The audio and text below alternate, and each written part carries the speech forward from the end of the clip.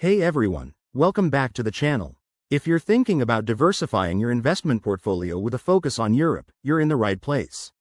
Today, we're breaking down how to invest in iShares Europe, an ETF from BlackRock that tracks major European stock markets. This is perfect for beginners or anyone looking to add some international flair to their investments. Let's jump right in. First off, what exactly is iShares Europe? It's an exchange-traded fund, or ETF, that gives you exposure to hundreds of companies across Europe, like big names in Germany, France, and the UK. Think of it as a basket of stocks that mirrors indices such as the MSCI Europe index.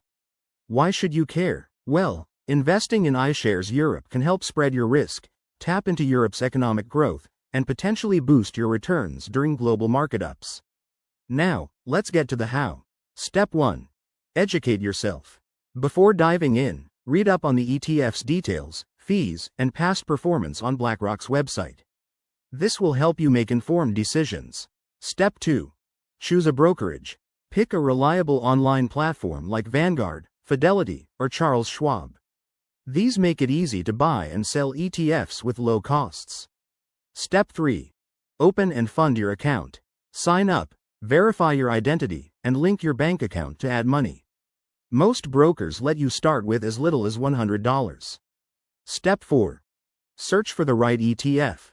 Look for tickers like IEV for iShares Europe or others depending on your region. Check the current price and any ongoing fees. Step 5. Place your order. Decide how much you want to invest, choose between a market order for immediate purchase or a limit order for a specific price, and hit buy. It's that straightforward. Finally, don't forget to monitor your investment.